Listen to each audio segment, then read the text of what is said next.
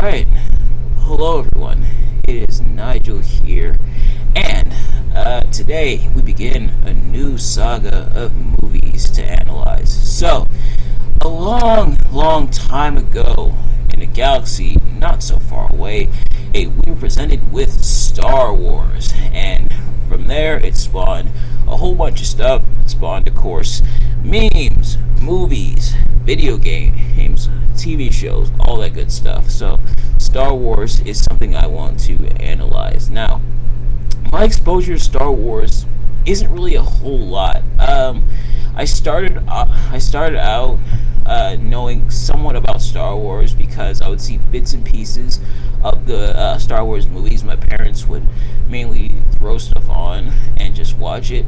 My parents are the type that if they are scrolling through TV, well, this was before we got like streaming and stuff. If they were just scrolling through TV and would see like a movie or something or a TV show or something, didn't matter how far they were into it. It could have been like maybe 5 minutes left in the episode or whatever, or like 20 minutes left in the movie. They would just click on it and then just watch it from there. But yeah, so I've seen bits and pieces of it. I saw a little bit, hit like one or two episodes of the Clone Wars TV shows, and I've looked at some of the lore behind Star Wars. So not really a whole lot, but for this saga of movies, we're gonna look at the Skywalker saga of Star Wars movies, which is pretty much every Star Wars movie, starting from Star Wars Episode 4, or all the way back in the day, through the prequels to the sequels, and up to the Rise of Skywalker. So, a lot of ground to cover, and yes, you heard me right. Episodes 4, 5, and 6 happened before 1, 2, and 3. Why? I'm not entirely sure. I'll have to look into it, but I'm guessing they did it on purpose. But yeah. So we're gonna look at Star Wars Episode 4, and I decided, just like the MCU, I'm just gonna go in the order that the movies came out and everything. So we're gonna go through 4, 5, 6, then 1, 2, and 3, then of course the sequels, spin-offs, all that stuff. So we're gonna look at it, and then we're gonna do a retrospective video at the end. But starting off with this first Star Wars movie, so far for the most part a pretty good introduction into the Star Wars universe, and we get to see some of the characters that will become bigger factors in Star Wars down the line. So we're gonna go, obviously, if you've watched my reviews before, you know how this works. We're gonna do the what I liked about the movie, what I didn't like about the movie, and for this like saga of movies, I'm gonna try something a bit different. I'm gonna try to look at how I think the movie impacted the saga as a whole, and the impact it would have later on down the line. So we're gonna do that for this first movie. But getting into what I liked, I do think the characters were pretty good. It's pretty easy to follow. We start off, of course, with Luke Skywalker, and actually we start off with Princess Leia, as she sends R2-D2 and C-3PO to Tatooine, with a message for Obi-Wan Kenobi to help her out. And we see Luke intercept the droids and intercept the message, and with that he recruits Obi-Wan kind of recruits him. They kind of recruit each other, which is kind of funny and kind of weird, and then they head off to stop the Galactic Empire. And the Galactic Empire's got a new weapon, the Death Star, which they used to blow up a planet. They used to blow up Alderaan, which our character's supposed to be heading to, which is why they enlist the help of Han Solo and Chewbacca, the bounty hunters, who have, of course, the ship, the Millennium Falcon, and have, of course, the pilot, which is Han Solo. So they're brought together. They save Princess Leia. Obi-Wan Kenobi sacrifices himself against Darth Vader, and then they blow up the Death Star. The Rebel Army, which is the good guys, blow up the Death Star, and stop the bad guys and win the day here. Also, a bit unrelated, we'll get back into it, but you may notice my fan going off in the background. It's really hot today, so didn't want to burn up, so I got my fan going. But Yeah, for the most part, pretty strong introduction. We're introduced to the characters, we see their motives and everything, and then it's kind of something we've seen before where Luke is like, I want to go out and do stuff. I want to be a part of the army and stuff like that, and I want to explore and all that. And he gets his chance to going on this quest and everything. And we see how the characters interact with one another and the relationships and friendships that are formed because of that. And another classic technique when it comes to storytelling is bring the character together by some convenience, but then as they continue along with one another, their relationship, their friendship grows from theirs. And we see it all the time with stuff like Avatar or Ratchet and Clank. We see the characters come together by some circumstance and they got a destination, but we see the journey to the destination. It's not about the destination, it's about the journey. So that's essentially what we're seeing here with this movie. And we see characters that will become bigger factors in Star Wars later on down the line. As for what I didn't like about the movie, there's some aspects about the movie, and I don't want to be too harsh here because it is a movie that came out in 1977. It came out a while ago, so obviously comparing like the effects from then to the effects from now would be kind of unfair because, well, of course it looks bad. This was 1977, man. The effects weren't that great back then, but yeah, some of the effects are still kind of like kind of cheesy, but it's still all right. Hey, and it's not too much to take me out of it. It's just kind of stuff that's like, okay, that looks kind of but yeah. And truth be told, there's a lot of our favorite childhood movies and TV shows that have effects like that, which have not aged well. It's just stuff we got to put up with, unfortunately. And the other thing is that I feel like the pacing is kind of weird, where the stuff kind of feels rushed towards the end. We see throughout the movie how they progress, how the characters interact with one another, as I was saying, like the characters interacting with each other, and we see the journey. But then the climax, like right after they save Princess Leia and they're about to blow up the Death Star and everything.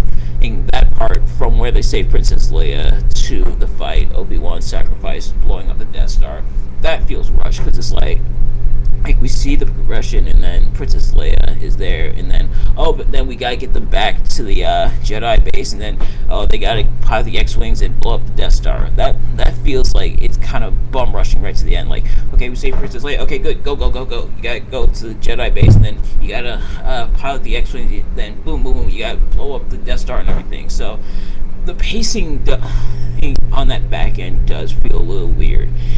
And maybe I'm the only one who feels that way. If I am, that's totally fine. Feel free to disagree with me, but yeah, the pacing is weird in that regard. And honestly, it's the same problem that like Brother Bear has, where the pacing is like, hey, starts off slow with like the characters interacting with one another, but then by the end they kind of have to rush towards the conclusion, rush towards the ending and everything. So and then we see that. And then the other thing is that, and correct me if I'm wrong, Luke gets his lightsaber and everything, but I don't think he used it that whole time they're in the Galactic Republic base on the Death Star and everything. I don't think they used that thing at all.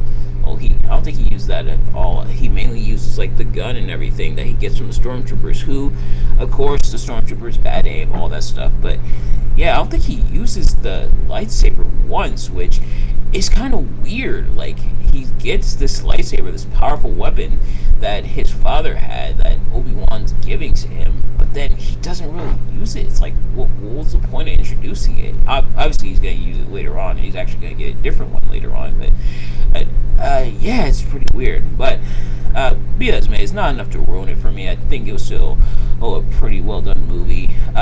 In terms of where it fits in the overall saga, it's a nice beginning to it, and then we see them with the prequels going back to the beginning, and we see stuff where in like hindsight, knowing what you know about the characters later on from the prequels and later movies, there's stuff that you're like, oh, okay, so we see how they interact. There's obviously more there. For example, the relationship between Obi-Wan and Darth Vader, we see, oh, okay, so we see that, and then, oh, okay, so, oh, that makes sense for their relationship later on, which I'm not going to get into because we're not quite there yet, obviously. But, be that as may, thank you all so much for watching. In terms of what we're going to be doing for the rest of the week, tomorrow, between tomorrow and Friday, we're going to be reviewing Edge versus Mick Foley at WrestleMania 22 in the No Holds Barred match. So that's going to be a fun match to not only watch but to review. We got System Shock Radio and Tales from the Labyrinth coming, and these are going to be the live weeks. So Tales from the Labyrinth is going to be live on Instagram at 11 p.m. over on the Nigelverse page. So if you haven't already, go follow that page. And then System Shock Radio is going to be live on Facebook at 1 on Sunday. So stay tuned for those. I'm going to be live tonight on Twitch for Spyro 2. We're continuing with that. Last night we beat half of Summer Force, and tonight we're going to beat the other half. Autumn Plains we're going to beat tomorrow. Tomorrow, because Autumn Plains is such a long level, tomorrow's stream, either I'm going to have to cut it in half, or if I start early enough, I can probably do the whole thing, but it's going to be a pretty long stream. So hopefully you guys are in it for the long haul. Thank you if you showed up last night for the stream, and hopefully you guys show up tonight and tomorrow for those streams. But in the meantime, thanks for watching. Please like, comment, subscribe, all that good stuff, and I will see you guys later. Peace. Alright. Hello everyone, it's Nigel here once again, and I've got another movie review for you guys. So, this one is going to be continuing our look into the Star Wars saga, the Star Wars Skywalker saga, that is, and that's going to be Star Wars Episode 5, The Empire Strikes Back. I, as always, am not a professional movie reviewer or anything like that, just a man who enjoys a good time, and I definitely, for the most part, had a good time watching this movie. We, of course, continue from where we left off with Episode 4, and now we're starting to see how the Jedi are going to try to turn the tide against the Empire and everything. So, as far as what I liked and didn't like about the movie, because, that's how we do things around here. Starting off with what I like, we see how the characters continue to evolve from how they were introduced in Episode 4. We see Luke starting to become more like a Jedi warrior and everything, starting to like trust the Force and everything a bit more, and he ends up training with Yoda, of course. And then we also see the relationship start to blossom between Leia and Han Solo. And so it definitely feels like a continuation from there, and we start to see how the Sith are evolving and everything, or the Empire, I should say, are evolving and everything. And we're introduced, like I said, to some new characters. We got Yoda, who trained not just Obi-Wan Kenobi, but also is training Luke here, as I mentioned. We've got Lando Calrissian, one of probably a lot of people's favorite characters in Star Wars lore. He's a smuggler and everything, sort of like Han Solo, and they have a relationship.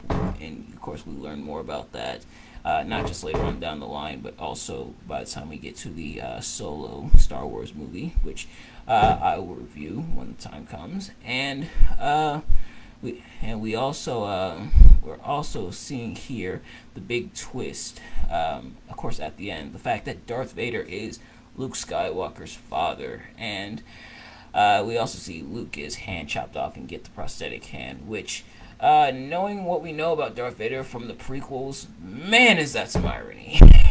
That is definitely some irony. Although, honestly, it's more so on purpose, obviously, because the prequels came after the original trilogy, so they likely did that on purpose. But, for the purpose of this movie, we see that here. And so, we see the characters start to evolve as the Jedi continue to battle against the Sith. And Luke ends up ditching Yoda for now, how to save his friends who weren't in danger yet, but and then it turns out it was a trap set for Luke, and Han Solo is encased in carbonite and taken to Jabba the Hutt, sold off to Jabba the Hutt, courtesy of the bounty hunter Boba Fett, which I was warned he didn't have a whole lot of lines in the series, and he doesn't. In fact, actually, I'm not going to get into it yet because we're not quite there yet for me to talk about that. But so yeah, we're seeing the evolution, and we're continuing to see it here.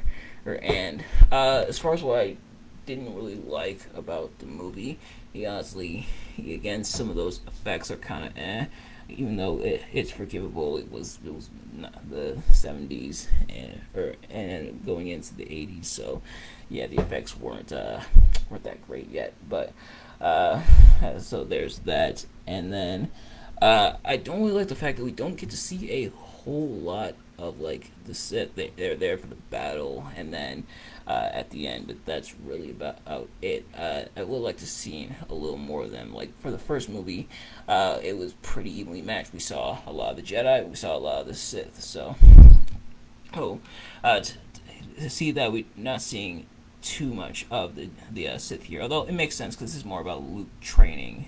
That's like the main thing is like Luke meeting Yoda and then training and everything. But maybe that's just me. Maybe that's just a complaint on my end. Is the fact that there's not really enough Sith. It could just be me, and it likely is just me who wants to see more. But still, for the most part, pretty good movie. As far as impact in the series, this one definitely has a lot. It introduces the twist that Darth Vader is Luke Skywalker's father and therefore is Anakin Skywalker, and it's obviously something they'll revisit in the prequels and everything. And it's a nice segue into the prequels where now in the prequels we see how Anakin Skywalker becomes Darth Vader, and it leaves some questions like why did Obi-Wan or Yoda not tell Luke that Darth Vader was his father, aka Anakin Skywalker was his father, and yeah, and then what's the relationship between Han Solo and Lando Calrissian? So it leaves some questions, but it also makes for a pretty good adventure, all things considered. But that is gonna do it for this review. I know kind of a short one, but yeah, so that's about it for this one. So we're gonna review episode 6 sometime next week. Sometime this upcoming week. What else are we doing this week? Of course, System Shock Radio and Tales from the Labyrinth, which the latest episodes of those have dropped. So if you haven't already, go check those out. For System Shock Radio, the next up that we're gonna do is the PlayStation versus Xbox debate, and that's probably gonna be a fun one. And I'm also doing the crime analysis video this week, and this week we're going to be talking about John Lennon, or this month I should say, we'll be talking about John Lennon, that crime that took place. So that's going to do it for this review. Hopefully you enjoyed. If you did, please like, comment, subscribe, share, all that good stuff, and I will see you guys later. Peace. Alright, hello everyone, it is Nigel here once again, and today I've got another movie review for you guys. So, we conclude at least the original Star Wars trilogy by talking about Star Wars Episode 6, Return of the Jedi. Now, as always, I am not a professional at all, not a professional movie reviewer, just a man who enjoys a good time. And for the most part, I did have a good time watching this movie. Of course, it wraps up, like I said, the original trilogy and everything that happened up to this point. A lot of stuff gets resolved. There's some questions that get answered, but then it leads to a few more questions which they seek to rectify in both the prequels and the sequels later on, as well as some of the spin-offs. But we're going to get into that and more, where we're going to be talking about what I liked, what I didn't like about the movie. And there was a few gray areas that I noticed in this movie. Some stuff where I both liked and didn't like it. But we will get into all of that. So, starting with what I liked. So, like I said, I liked how everything got wrapped up. Luke finally confronts Darth Vader and Emperor Palpatine, and ultimately Darth Vader makes the ultimate sacrifice, saving his son Luke, who killing Palpatine, dying in front of his son Luke, having been redeemed and everything, and going as a Force ghost. So that gets wrapped up. The relationship between Lando and Hal, and not Hal, Han Solo is prepared, and Han Solo is freed from the carbonite and everything that he was frozen in Episode 2. Who Jabba the Hutt is dead. The friends are all reunited. The Empire has fallen, and the Jedi are victorious. And just you get the feeling of triumph. We did it. We beat the Jet. We not beat the Jet. We beat the Empire. We beat the bad guys. Everybody's celebrating and everything. They're celebrating on several different planets and everything. So all around the galaxy, people are celebrating as the Empire has fallen, and it's a nice, neat little way to wrap that stuff up. We see Luke's maturation as he becomes a Jedi Knight. He even does a Jedi mind trick. He tries one on Jabba, but that one fails. But he did get one of Jabba's lackeys. So we see that. We see some more of Darth Vader. It's revealed that not only is Luke Darth Vader's son, but Leia is Darth Vader's daughter as well, meaning they are siblings, meaning the kiss in Episode 4 and the longer kiss in Episode 5 are very, very, very awkward.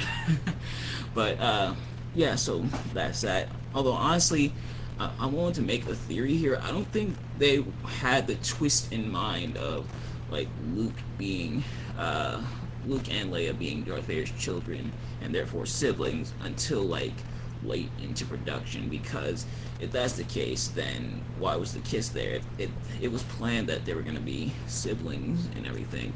Why was the kiss there? That's oh boy. But be that as it may, hey, there's that. There's that, and like I said, the feeling of triumph and everything, and I get to learn some more of the Star Wars lore that's been referenced heavily in other stuff like spoofs and parodies of Star Wars, and that's one of the things I really like about this movie is some stuff where it's a joke. And you don't get because you don't watch Star Wars, and then you watch the Star Wars movie, you're like, oh, that's what that means. One of the ones in particular is actually the Star 2 epic rap battles of history, Adolf Hitler versus Darth Vader 3, where Hitler goes off the cliff as he's being pushed into the Sarlacc pit and then jumps back up and grabs the mic. We now know where that's from. That's from Episode 6, where Luke saves his friends from Jabba the Hutt, arranges a rescue, and then gets his lightsaber, which was hidden in R2-D2. That was pretty cool, where he went off the board, jumped up, grabbed the lightsaber. That I think was pretty darn cool. But yeah, there's that. In terms of what I didn't really like about the movie, and I'll kind of explore some of that more in the gray areas as we get to that. But in terms of what I didn't really like about the movie, I feel and maybe this is just me, but it kind of feels like they were kind of stalling at first. Luke confronting Vader, him confronting Vader towards the middle to the end of the movie did feel kind of rushed. They spent a lot of time. Well, it kind of makes sense. They did have to go to Endor first, and they did have to rescue the friends from Jabba the Hutt, but that felt like it took a little while, and then we finally get to Luke going after Vader. But the thing about Return of the Jedi was it was supposed to be this big moment where Luke finally confronts Vader in an ultimate battle, even though they didn't face off in Episode 5. But it was supposed to be the epic battle and everything, and we do see them gearing up and everything to battle each other. Of course, the Rebels and the Empire, or we do see them getting ready to go against each other. They got a second Death Star and everything, and they got the base on Endor, but I don't know. I feel like maybe Luke confronting Vader should have been earlier on in the movie, but You know what? Maybe that's just me. Maybe it's just something I'm missing, and maybe I'm alone on that. In fact, I'd probably argue I am alone on that, perhaps. But other than that, in terms of the gray areas, the stuff I kind of liked and kind of didn't like, or some stuff I didn't really like, but I understand why they did it. For starters, the Ewoks on Endor, or how they were introduced and how they pretty much dominated like the latter half of the movie to the point where they joined the fight and really make the stormtroopers look like schlubs, made the whole like empire and everything look like a bunch of jabronis. Now, on one hand, I get it. The Ewoks are there, they know the place, and obviously they're probably not too keen on these like this bad force, the empire, for showing up on their land and using it for nefarious purposes and everything. And them joining the fight, I think, really helped for the most part for the rebel army and everything. But at the same time, as I mentioned, they kind of made the empire look like kind of jabronis, kind of losers in a way. How they were getting taken down by these like little furry creatures. But yeah, so that. But again, maybe I'm alone on that. They were kind of cute though. I'll give them that. They were kind of cute though. Oh, but yeah, it just felt kind of weird. And then the other thing we gotta address. So, in the original theatrical release, and then everything in every release of Star Wars before, I believe, like right after the original trilogy, the Force Ghost scene where Anakin and now is a Force Ghost after having been redeemed by Darth Vader being killed, sacrificing himself to save his son Luke and everything. In the originals, he was portrayed by actor Sebastian Shaw, but later on, after the prequel trilogies and everything, his Force Ghost is replaced and edited and is now taking place by Hayden Christensen, who plays Anakin in the prequel trilogy and everything. So he ends up replacing Sebastian Shaw. Now, there's been conflicting things about this. I get it, but I don't really get it at the same time, because I think I get what they were trying to do with that by having that change in there. They're trying to say like Darth Vader or was like taking Anakin's place, but Anakin's soul didn't really age because it was gone within Darth Vader. So Anakin didn't really age, and so he was there, or instead, Darth Vader was there instead of Anakin. So with Darth Vader being killed, Anakin's now restored, and so he looks just like he did when he first turned to the dark side and everything. But then, on the other hand, considering how much time had passed, Anakin really should be an old man, theoretically. Like, Obi-Wan and Yoda are their old selves, respectively. And obviously time had passed, the same amount of time has passed since Obi-Wan and Anakin fought, and Anakin became Darth Vader and everything. And so, realistically, yeah, Anakin should have aged and everything, and the body is still there, and the body's still there, and it's still aging and everything. It's still Anakin. It's just now he's within Darth Vader and everything. But at the same time, like I said, I do get it, and maybe the Force is showing them as like a Jedi. Obi-Wan and Yoda, it would explain for them, because they were Jedi the whole time, and then they died and everything, so they became part of the Force, and so they'll stay their old selves like they were in the Force. But then Hayden Christensen, because he came back to the Jedi by saving Luke, pretty much gets restored to his old self. But it does look kind of out of place, and it does look a little weird. Like, why is he young? Shouldn't he be the old dude, and instead of being like young and then everybody else old? Then, and why not have young Yoda, or have Ewan McGregor or reprise as Obi-Wan, be young Obi-Wan? So that I thought was a little weird, but maybe I'm thinking too deep into it But yeah, that's about it. So in terms of where it fit in the Star Wars lore and everything, uh, I'd say it's a satisfying end to the original trilogy, and if you think about it, this was kind of it for a while. The This movie released in 1983, if I am not mistaken. Yeah, 1983. So the prequels didn't start happening until 1999 with Phantom Menace and everything. So for a lot of people, this was it for a while. Oh, and the prequels wouldn't be happening for a while. The sequels wouldn't be happening for a long while. The only other thing is like the Christmas special, and then I believe the Ewoks TV series that they did. But yeah, for a lot of people, this was it for a while. It ends in this original trilogy in this like nice little bow and everything. Now, there is some indications within the movies and everything that people have picked up on that suggest, okay, maybe they are planning on doing more movies and everything, maybe doing prequels to show like how did Anakin become Darth Vader and everything. And so there is that. But yeah, this was it for a while. So for a long time, there wasn't really anything in main Star Wars canon in terms of like movies and stuff. For a long time. So when I watched this movie, and honestly the whole trilogy, I try to put myself in that mindset, and I try to imagine the gap between episode 5 and then episode 6, the big twist happening, and then episode 6 where things get revolved. And now I try to put myself in the shoes of episode 6 all the way until episode 1, how there wasn't really anything in terms of like major Star Wars canon.